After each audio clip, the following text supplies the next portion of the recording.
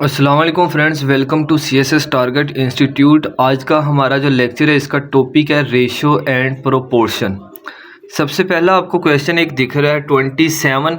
ये जो दो डॉट आपको दिख रहे हैं ये रेशियो का साइन होता है। 72 ये जो आपको 4 डॉट्स नज़र आ रहे हैं ये प्रोपोर्शन का साइन होता है। ये x है, रेशियो 8 है हमारे पास। इसके बाद हमारे पास दो चीज़ें समझें, जो आउटर वैल्यूज़ होती हैं ना, जैसे कि 8 बाहर वाली साइड पे है, 27 भी बाहर वाली साइड पे है, इन्हें हम एक्सट्रीम वैल्यूज़ बोलते हैं। और जो इनसाइड वैल्यूज़ होती हैं, जो अंदर वाली वैल्यूज़ होती हैं 72 और x, ये हमारे पास मीन पोजीशन होती है। ये और ये एक्सट्रीम है और ये क्या है जी, मीन पोजीशन। जब हम इस क्वेश्चन को सोल्व करते हैं तो 27 8 के साथ मल्टीप्लाई हो जाएगा इज इक्वल टू 72x के साथ मल्टीप्लाई हो जाएगा, तो ये आ गया 72x। क्या मतलब, एक्सट्रीम वैल्यूज़ आपस में मल्टीप्लाई हो जाएंगी और मीन वैल्यूज़ आपस में मल्टीप्लाई हो जाएंगी। देखिए हमारे पास आ गया 72x, 72 इधर मल्टीप्लाई, इधर आके क्या हो गया, डिवाइड हो गया। 27 8 over 72 is equal to x आ गया हमारे पास। मैं इसकी कटिंग यहाँ पे ही करूँगा। देखें 8 1 दा 8, 8 9 72, 27 मल्टीप्लाई बाय 1, नीचे क्या आ गया, 9 आ गया, इज इक्वल टू x। अब 9 का टेबल पढ़ना है 27 तक, तो हमें पता है 9 3 दा 27, 3 को 1 से मल्टीप्लाई करेंगे तो हमारे पास 3 ही आंसर आ जाएगा। तो आप ऑप्शन देखें, जहाँ पे 3 है ये वाला ऑप्शन आपका क्या होगा, ठीक होगा। यानी कि हमारा ऑप्शन जो C है ये बिल्कुल करेक्ट है। नेक्स्ट क्वेश्चन हमारे पास है, लिखा हुआ है 4 और 42 का आप थर्ड प्रोपोर्शनल फाइंड करें। Find third proportional to the numbers. ये जो थर्ड प्रोपोर्शनल होता है ये किसी का भी पूछा जा सकता है। मतलब 2 वैल्यूज़ आपको दी जाएंगी, गिवन होगी, और आपने थर्ड वैल्यू फाइंड करनी है। देखें फर्स्ट वैल्यू हमारे पास 4 है, सेकंड वैल्यू हमारे पास 42 है, ठीक है। हमने थर्ड वैल्यू फाइंड करनी है। सबसे पहले हम 4 जैसे इसको ऐसे ही रहने देंगे, 42 प्रोपोर्शन लगा देंगे, 42 को दोबारा रिपीट करेंगे हम यहाँ पे, ठीक है, और यहाँ पे x आ गया। थर्ड प्रोपोर्शन इस तरह से फाइंड किया जाता है। 4 आ गया, 42 ये मीन वैल्यू है। अगर एक मीन 42 है तो दूसरी भी मीन क्या होगी, 42 होगी। x हमने फाइंड करना है, मतलब थर्ड प्रोपोर्शन हमने क्या करना है, फाइंड करना है। 4x के साथ मल्टीप्लाई होगा और 42 के साथ मल्टीप्लाई होगा। ये 4x आ गया इक्वल 42 मल्टीप्लाई बाय 42, ठीक है। हमें पता है एक्सट्रीम वैल्यूज़ आपस में मल्टीप्लाई होती हैं और जो मीन वैल्यूज़ हैं ये आपस में मल्टीप्लाई होती हैं। ये आ गया 4x is equal to 42 multiply by 42। 4x के साथ क्या हो रहा है, मल्टीप्लाई हो रहा है, उधर जाके क्या हो जाएगा, डिवाइड हो जाएगा। x is equal to 42 multiply by 42 over 4। आगे देखें जी, हमने इसकी अब कटिंग करनी है। देखें हमें पता है 2 2s the 4, 2 2s the 4, 2 1s the 2। ये आ गया हमारे पास 21 मल्टीप्लाई बाय 42 ओवर 2। मज़ीद ये 2 इसके साथ कट हो सकता है, तो देखें जी 2 1s the 2, 2 2s 20, 2 2s the 4 और 2 1s द 2। अब हमारे पास बच गया 21 मल्टीप्लाई बाय 21। हम 21 इसको आपस में क्या कर देंगे, मल्टीप्लाई। 1 को 1 से मल्टीप्लाई करें तो 1 आता है, 1 को 2 से मल्टीप्लाई करें तो 2 आता है। 2 1 दा 2, 2 2s दा 4, 1 4 4। इसका मतलब है हमारा जो आंसर आता है 441। अब आप ऑप्शन देखें कि जहाँ पे 441 लिखा हुआ है तो हमें ऑप्शन ए जो दिखाई दे रहा है वो 441 है। तो हमारा जो ऑप्शन ए होगा वो क्या होगा जी, करेक्ट लार्जेस्ट। इनमें से कौन सी रेशियो लार्जेस्ट है? सबसे पहले ना हमारे पास ये 4 वैल्यूज़ दी हुई हैं, मतलब कि ये वाला जो नंबर है या जो रेशियो है ये लार्ज है, ये लार्ज है, ये लार्ज है या ये लार्ज है। तो सबसे पहले हम इनका आपस में जो डिफरेंस है वो देखेंगे। 15 में से 7 माइनस करो तो हमारे पास 8 आता है। 23 से 15 माइनस करो तो 8 आता है। 25 से 17 को माइनस करें तो देन भी हमारे पास क्या आता है जी, 8 ही आता है। और लास्ट वाला क्वेश्चन है 21 और 29। तो 29 से 21 को माइनस करें तो 8 आता है। तो इसका मतलब ये हुआ कि इन सब का जब डिफरेंस सेम है तो जो सबसे बड़ी वैल्यू होगी, जो सबसे बड़ी रेशो होगी, यही हमारे पास क्या होगी, लार्जेस्ट होगी।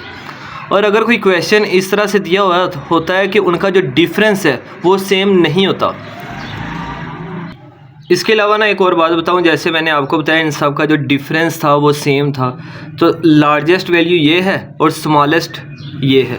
लार्जेस्ट रेशो ये है और जो स्मॉलेस्ट रेशो है ये है। फॉर एग्जांपल क्वेश्चन कुछ यूँ होता कि इनका जो डिफरेंस है ना वो कुछ और बन रहा होता, इसका डिफरेंस कुछ और बन रहा होता, मतलब सबका जो डिफरेंस है वो सेम ना होता। तो तब हमने देखना था कि जिसका डिफरेंस सबसे ज़्यादा है वो स्मॉलेस्ट वैल्यू है और जिसका डिफरेंस सबसे कम है वो लार्जेस्ट वैल्यू है। तो इस तरह इसको आप डिवाइड करने के बजाय, एक दफ़ा आप डिवाइड करके आंसर निकालने के बजाय आप डायरेक्ट अंदाज़ा भी लगा सकते हैं। मैंने आपको बताया कि जब डिफरेंस सेम होगा तो जो सबसे बड़ी रेशो होगी वो बड़ी होगी, जो सबसे छोटी रेशो होगी वो सबसे छोटी ही होगी। जब डिफरेंस सेम नहीं होगा तो हम देखेंगे जिसका डिफरेंस ज़्यादा है, जिसका जितना डिफरेंस ज़्यादा होता है वो उतना स्मॉलेस्ट होता है और जिसका जितना डिफरेंस कम होता है वो लार्जेस्ट होता है। नेक्स्ट क्वेश्चन हमें दिया गया, लिखा हुआ है 15% of x is the same as 20% of y, then x ratio y is.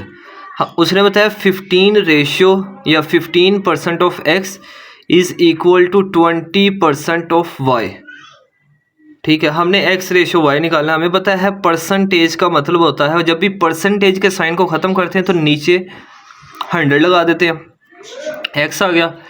20% of y, इसका मतलब है 20/100। 100 लिखने से ये जो परसेंटेज का साइन है ये ख़त्म हो जाएगा और हमने साथ क्या लिख दिया, y लिख दिया। ठीक है जी। अब हम देखें जी, y इधर मल्टीप्लाई इधर आके डिवाइड और ये इधर मल्टीप्लाई उधर जाके हो जाएंगे, डिवाइड हो जाएंगे। देखें जी, x y इधर मल्टीप्लाई था तो इधर आके क्या हो गया, डिवाइड हो गया। 20 ओवर क्या आ गया हमारे पास, 100 आ गया। देखें जब ये वैल्यूज़ इधर मल्टीप्लाई हो रही थी तो उधर जाके क्या हो जाएगी, डिवाइड। 100 ये 15 इधर मल्टीप्लाई उधर जाके क्या हो गया, डिवाइड हो गया। 100 इधर डिवाइड था उधर जाके क्या हो गया, मल्टीप्लाई हो गया और साथ वैल्यू क्या आ गई हमने। तो देखें जी, 100 इधर डिवाइड था उधर जाके मल्टीप्लाई हो गया और हमने मिड में मल्टीप्लाई का साइन लगा दिया। 100 से कैंसिल, हमारे पास आ गया 20/15। 20 और 15 दोनों 5 के टेबल पे जाते हैं। x/y is equal to 5 4 20, 5 3 15। यह हमारे पास आ गया 4/3। हमें पता है ये जो फ्रैक्शन है, ये जो ओवर है, इसका मतलब रेशो होता है। तो x ratio y is equal to क्या आ गया, 4/3। तो हमारा x रेशो y का आंसर क्या आया, 4/3। यहाँ पे एक बात याद रखें, ये जो रेशो होता है ये ओवर के इक्वल होता है, मतलब ये जो ओवर का साइन लगा होता है इसका मतलब रेशो। रेशो को जब भी हम ख़त्म करते हैं तो ओवर के साइन में चेंज कर देते हैं या डिवाइड में चेंज कर देते हैं। अगर आप नेक्स्ट क्वेश्चन देखें तो नेक्स्ट क्वेश्चन में लिखा हुआ है हमारे पास, क्वेश्चन है the ratio of boys and girls in a school is 9/5। इसका मतलब है जो बॉयज़ रेशो गर्ल्स है वो क्या हमारे पास 9/5 है। ठीक है जी।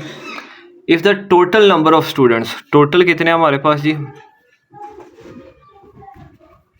टोटल नंबर ऑफ स्टूडेंट्स हमारे पास हैं जी 1050 है। तो इसमें सिंपल है, हम बॉयज़ को a कह लेंगे, a इज़ इक्वल टू 9 है, यहाँ पे b इज़ इक्वल टू हमारे पास 5 है और जो टोटल नंबर हैं हम इसको x कह देते हैं।